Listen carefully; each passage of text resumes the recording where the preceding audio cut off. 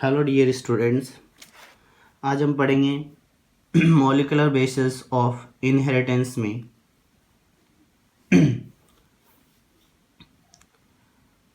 Structure and types of DNA part first. Structure of DNA, इसके कुछ historical point पढ़ते हैं। सबसे पहले nucleic acid were reported by Friedrich Miescher in पस सेल। न्यूक्लिक एसिड सबसे पहले किसने डिस्कवर किया था? फ्रेडरिक मिसर ने। किसके अंदर? पस सेल में। और इन्होंने बताया कि DNA is as a acidic substance. DNA क्या है? एक एसिडिक सब्सटेंस है जो न्यूक्लियस में प्रेजेंट होता है। The term DNA was given by Zacharias. ये टर्म किसने दी थी? जैकेरिस ने दी थी। Structure was given by, DNA की स्ट्रक्चर सबसे पहले वाटसन और क्रिक्स ने दी थी। DNA is a polymer of nucleotides. डीएनए क्या होता है? न्यूक्लियोटाइड्स का पॉलीमर होता है। Each nucleotide is made up of, एक न्यूक्लियोटाइड 3 चीज़ों से बना होता है: पेंटोज शुगर, नाइट्रोजनस बेस और फॉस्फोरिक एसिड। तो पेंटोज शुगर में डीऑक्सीराइबोज शुगर और राइबोज शुगर दोनों ही हो सकते हैं, यानी डीएनए और आरएनए। नाइट्रोजनस बेसेस 2 टाइप्स के होते हैं, प्यूरिन्स एंड पायरिमिडिन। ठीक है, प्यूरिन्स एंड पायरिमिडिन। और ये प्यूरिन्स एंड पायरिमिडिन क्या होते हैं? Adenine, guanine, cytosine, uracil and thymine. ठीक है। थर्ड है फॉस्फोरिक एसिड या phosphate. Polymer of nucleotide, nucleotide का पॉलीमर किस किस से बनता है? पेंटोज शुगर, नाइट्रोजनस बेस, ठीक है, एंड फॉस्फेट।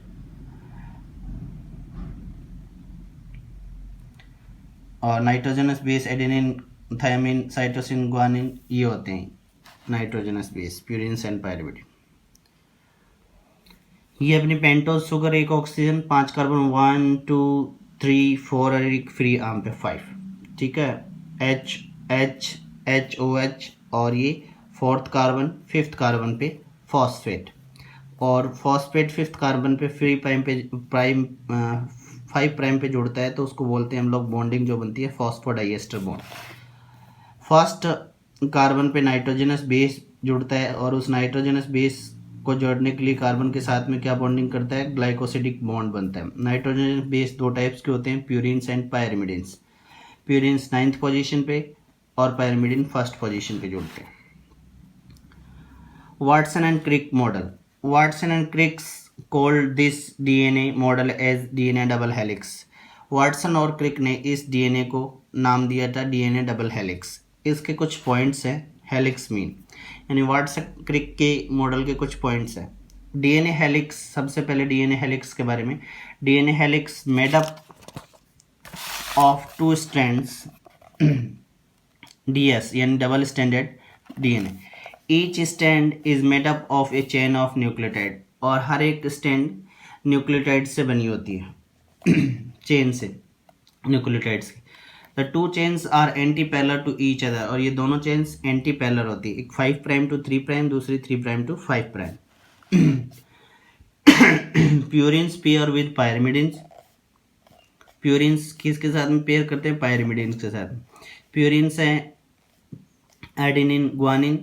पायरिमिडिन है साइटोसिन, थायमिडिन, यूरेसिल। ठीक है। Purine in case of DNA, cytosine and thymine.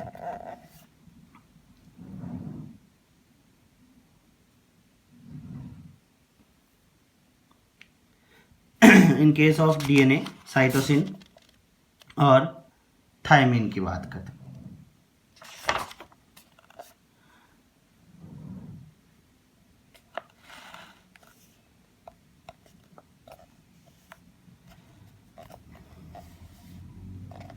The purines and pyrimidines, a pairing, adenine pair with thymine, ठीक है, 2 हाइड्रोजन बॉन्ड से pairing in adenine and thymine by forming 2 hydrogen bonds, 2 hydrogen bond से। और guanine pair with cytosine with 3 hydrogen bonds, pairing in cytosine and guanine by forming 3 hydrogen bonds. हम बात करते हैं the diameter is 20 angstrom. इसको हम लोग diagram से रिप्रेजेंट करेंगे तब पता चलेगा। And 1 turn of DNA helix is 360 is the distance 34 angstrom. In one turn the there are 10 base pair, एक टर्न में 10 बेस पेयर्स होते हैं। The distance between two base pair next to each other या consecutive base pairs 3.4। Helix is clockwise, turn is right handed. अब इन points को हम लोग ऐसे देखते हैं। ये अपना डीएनए हेलिक्स है। मान लिया एक स्पाइरल केस में जैसे गोल सीढ़ियाँ होती हैं, अपने को इसी जगह से इसी जगह पे ऊपर सीढ़ियाँ चढ़ानी है, तो वो राउंड होती हैं बट वो एक दूसरे को क्रॉस नहीं करती, पैरेलल चलती है एक दूसरे से। मान लिया ये 5 प्राइम है, यहाँ से चला 3 प्राइम है, सॉरी 3 प्राइम 1 स्टैंड, और ये 5 प्राइम हो जाए जस्ट अपोजिट इसका, ठीक है। ये 5 प्राइम इधर से चला, ये इसका क्या हो जाता है 3 प्राइम। अब ये क्रॉस नहीं करती, देखने में हम लोगों को ऐसा लग रहा है कि एक दूसरे को काट रही हैं बट काटती नहीं है। ये प्राइम फर्स्ट स्टैंड इधर से चली, इसके जस्ट नीचे से इधर से, ठीक है, इधर से होते हुए इसके नीचे से, इसके नीचे से, इसके नीचे से, ऐसे काटेंगे नहीं। देखने में क्रॉस लगती है बट काटती नहीं है एक दूसरे को, ठीक है। जैसे सीढ़ियाँ होती है, स्पाइरल स्टेयर्स होती हैं, वो एक दूसरे को काटती नहीं है, पैरेलल चलती है, वैसे ही। तो ये क्या हो गई, 2 एंटी पैरेलल स्टैंड्स होगी, ठीक है। अब इसका द डायमीटर इज 20 एंगस्ट्रॉम, यानी ये यहाँ ये जो डायमीटर है वो 20 एंगस्ट्रॉम हो गया। And turn of DNA helix is 360।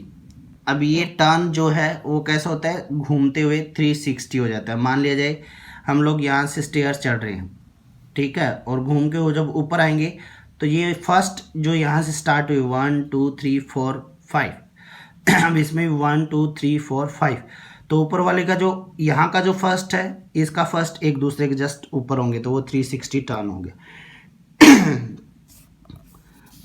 ये 360 टर्न 2 मेजर ग्रूव से रिप्रेजेंट करते हैं। इस ग्रूव को हम लोग सैलो ग्रूव बोल सकते हैं और इसको हम लोग बोलेंगे डीपर ग्रूव, ठीक है।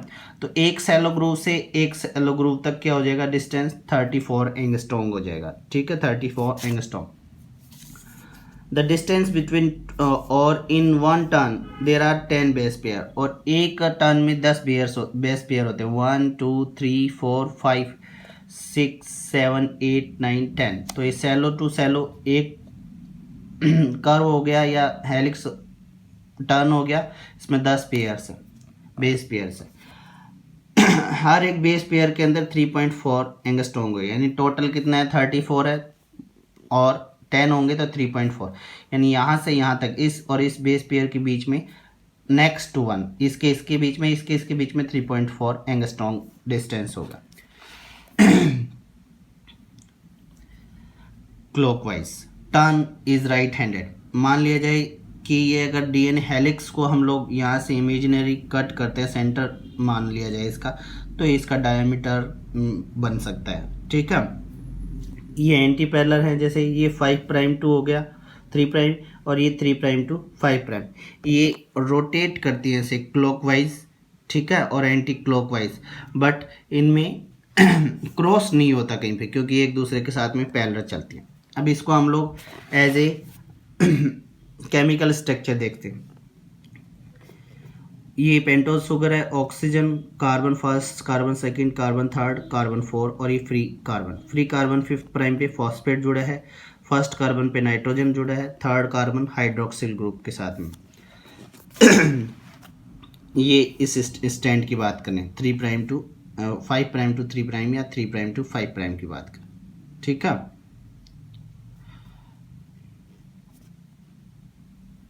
फिर इस जो ये अपना हाइड्रोक्सिल ग्रुप होता है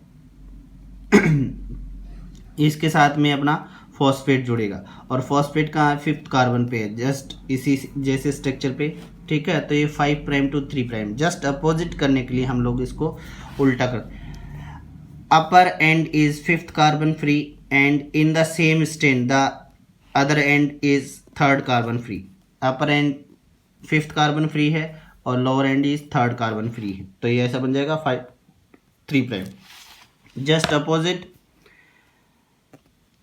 अगर इसको एंटी पैरेलल बनाना है तो उल्टा बनाना पड़ेगा, 1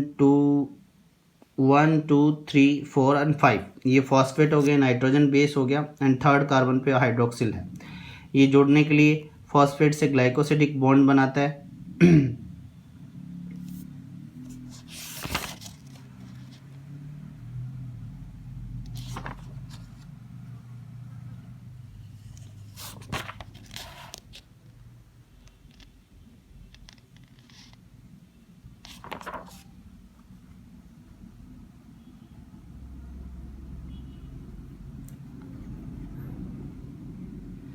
ये बनाएगा, सॉरी, ठीक है। तो ये अपना क्या होगा, इट मीन्स ये जस्ट अपोजिट स्टैंड बनानी है, इससे जस्ट उल्टे साइड में हम लोग इस स्टैंड को रिप्रेजेंट करेंगे। तो ये अपना this stand has the 5th carbon phosphoric acid free here and another end is the same stand 3rd carbon free here, ठीक है। तो ये 5 प्राइम टू 3 प्राइम और 3 प्राइम टू 5 प्राइम, तो ये कैसी बन जाएगी 5 टू 3 और 3 टू 5 एंटी पैरेलल हो। इसको और रिप्रेजेंट कर पेंटोज शुगर 5th कार्बन पे फॉस्फोरिक एसिड, यहाँ पे नाइट्रोजन बेस को हम लोग रिप्लेस कर दें, जैसे एडेनिन है, ठीक है, जुड़ेगा किसके साथ में, थाइमिन के साथ में। ये क्या हो जाएगा अपना